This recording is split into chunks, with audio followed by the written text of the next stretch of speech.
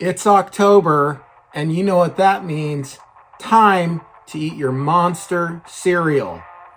3 things you didn't know about Monster cereal next on Retro Cereal.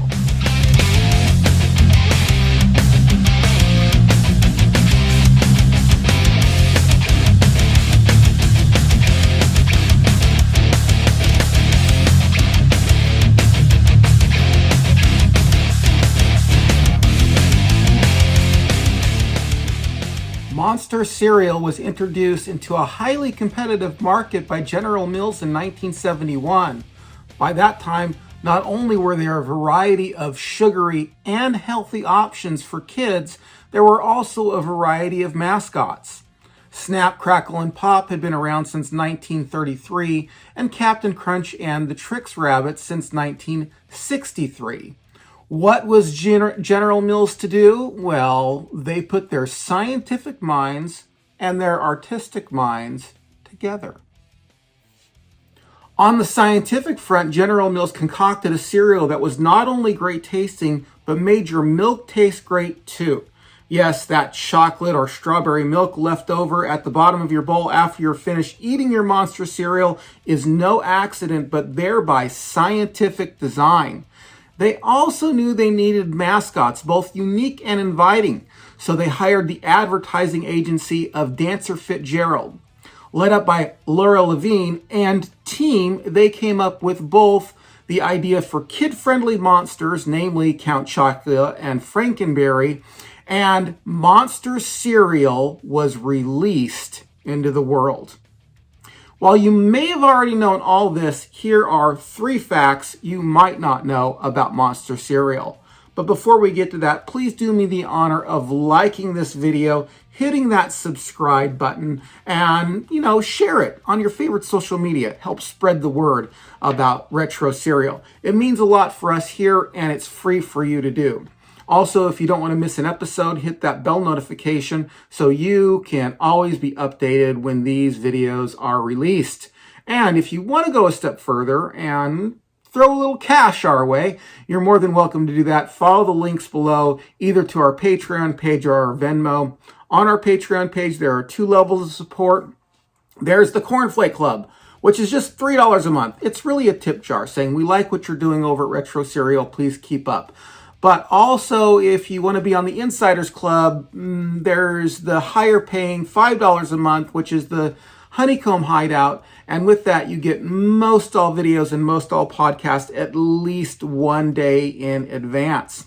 And maybe you don't want somebody taking $5 or $3 out of your account every month. I get that. Maybe you want to make a one-time donation, maybe a small donation, maybe a large donation. Well, you're welcome to do that in our Venmo app. It is at Singularity_Productions. You'll see both of those in the description box below. And with all that said, let's get to our 3 facts. Fact number 3, flavors, and more flavors.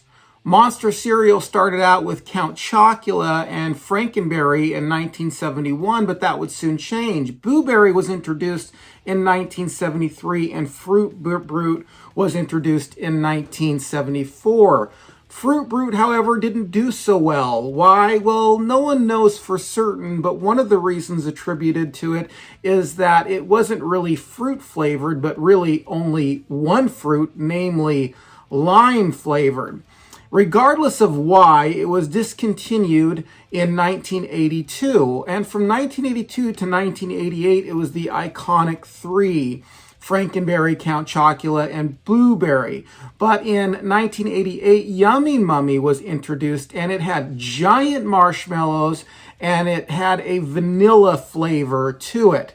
But despite all these flavors that you liked, or maybe you didn't like, you can't taste any of them anymore. In 2013, all 5 were reintroduced to the market, but Fruit Brute was now distinctively cherry flavored, and Yummy Mummy is now orange sickle flavored. As far as the iconic three are concerned, well, you can't taste those anymore either, at least in its original formula. In 2004, General Mills switched from making their cereal out of oats and rice to making their cereal out of corn. There is one more flavor worth mentioning. In 2021, they had a mishmash, an all-together packaged cereal. But it isn't what you might think. It isn't all the cereals combined. It's actually its own cereal with all the different marshmallows from all the different flavors combined.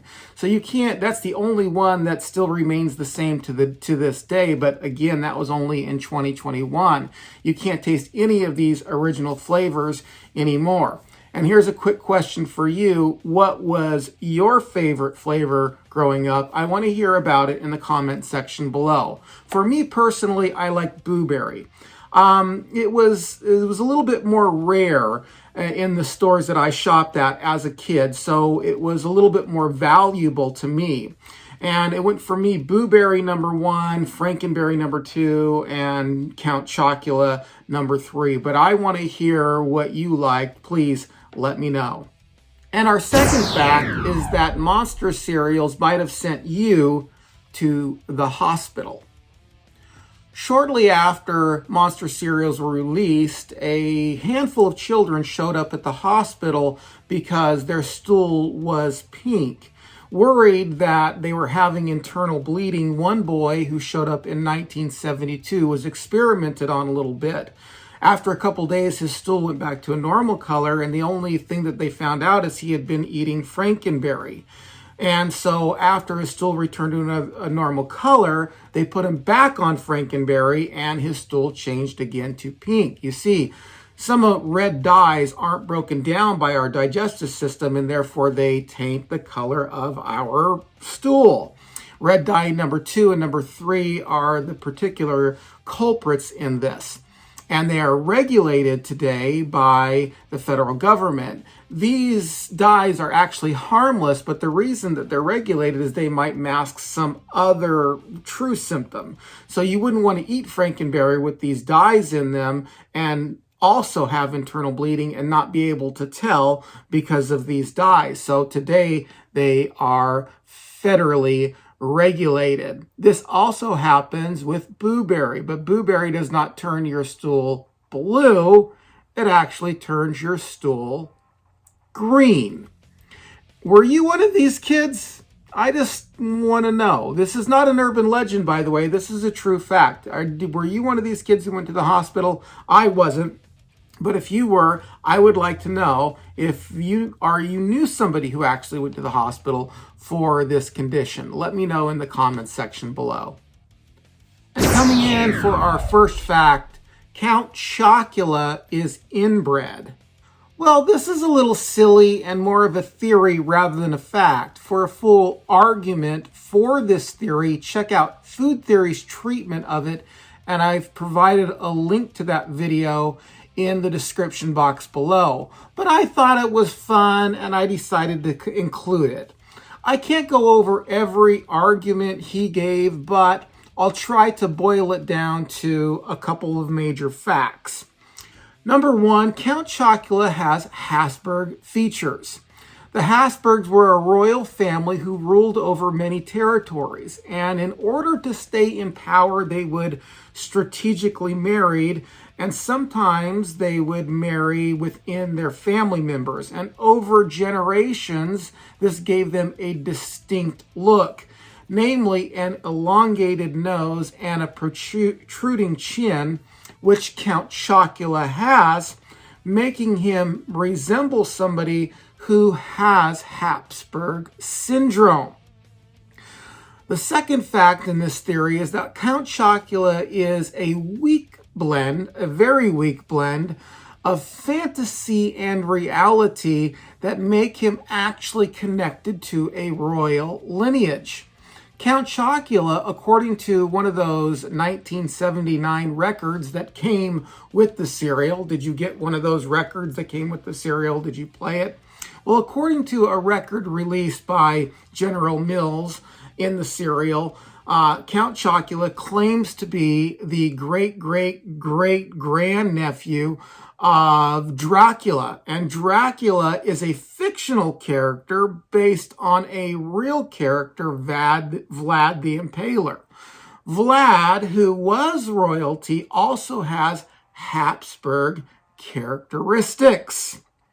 And number 3, well, let's say number 3, I'm going to leave it to you to go look that up in the link below, because there's actually a few different things that go into this argument. But Chacul was an actual name in a town near Transylvania, and there is some overlap between Transylvania as to where it was and the Habsburg dynasty. And basically he says that his mother was a vampire and his father's name was Chacul, because Chacula means son of Chacul, just like Dracula actually means son of Drac, and Vlad the Impaler was Vlad Dracula. As I said again, there are many things that go into this theory. I'm not going to be able to repeat them all here. Over at Food Theory, they do an excellent job. I found it to be rather amusing and rather fun, and decided to keep it here for you, decided to include it in these facts. So I have to ask you, do you like this fact? Do you not like this fact? Was there a fact here or a theory here that you particularly found interesting or that you didn't know about? Let me know in the comments section below. If you have a fact about monster cereal, please include it. And if you like this video, don't forget to like, comment, subscribe, share it on your favorite social media, all those great and wonderful things that you can do to help us out. And again, don't be afraid to click the links below if you want to share some of that hard-earned cash with us here to help us grow this YouTube mogul empire. You've been watching Retro Cereal. I'm ENC. Stay retro and stay safe.